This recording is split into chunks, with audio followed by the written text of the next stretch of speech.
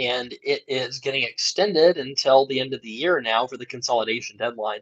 So you might say, well, why is that a really big deal? So the IDR waiver FAQ, we've been waiting on it since basically mid-April of 2022. It's really ridiculous that it still hasn't come out yet. So this is really concerning because the IDR waiver is something we're relying on for people to get as much as $211 billion forgiven for their student loans. And in many cases, all you've got to do is just simply consolidate your student loans into a new consolidated loan and get credit for that.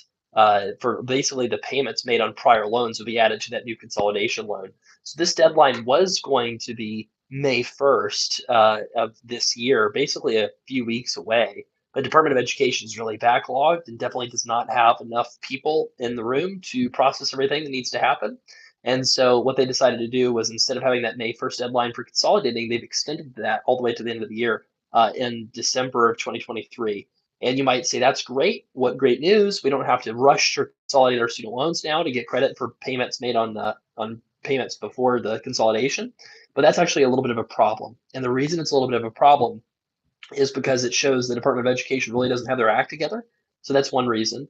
And the Department of Education is really underfunded right now, and the congressional Republican side of the aisle is trying to sort of use that to stall or slow up President Biden's student debt relief initiatives. That's probably smart if your goal is to stop those initiatives, because if you think about it, if you can sort of wait out President Biden's term, then you might be able to slow down some of the relief going out if that's one of your goals. So that's kind of, there's battles going on with that.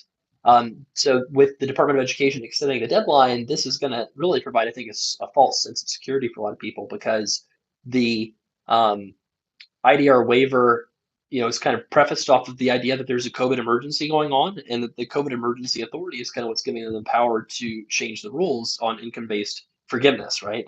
So if the COVID emergency ends May 11th of this year, which is what the Biden administration has said, then that means that they are potentially risking a lawsuit that's going to go against this IDR waiver completely and say, hey, you're providing an ongoing incentive to consolidate. And if you're providing an ongoing incentive to consolidate, that's something that even a judge that said that Mohila did not have standing to block President Biden's student loan cancellation said that if you provide an ongoing incentive to consolidate commercially held FFEL loans, that is not allowed under the law, basically. And so that's why President Biden carved out commercially held FFEL loans to try to protect his student loan cancellation plan.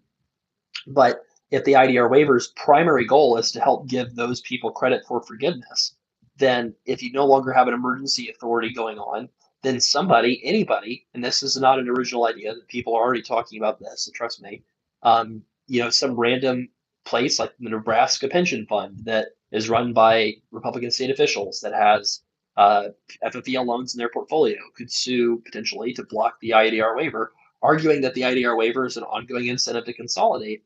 And that's not, good news if you're somebody that's trying to benefit from the IDR waiver. So the real problem with the Department of Education's announcement that they're extending the IDR waiver deadline till the end of the year is, again, it shows a lack of operational ability.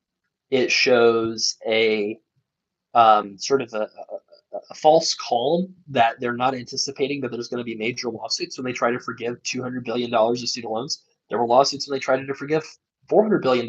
So why wouldn't there be lawsuits over trying to forgive $200 billion?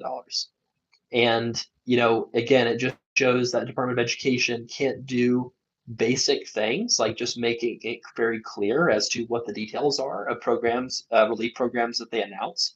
So, if they had come out with this in April, it's been a year, and the Department of Education still does not have the FAQ public, and they have officials going on to webinars and doing public outreach that are saying that they're going to count all of the prior months of payments in the consolidation loan based off of whichever loan has the most number of credit. They are saying that publicly, but they cannot do something as simple as add a bullet point to their FAQ at over a year's time to tell people exactly what their intention is. So hopefully they'll clarify this. Hopefully they will get their act together. They usually do, but just generally, like many governmental programs, they get it together at the last moment.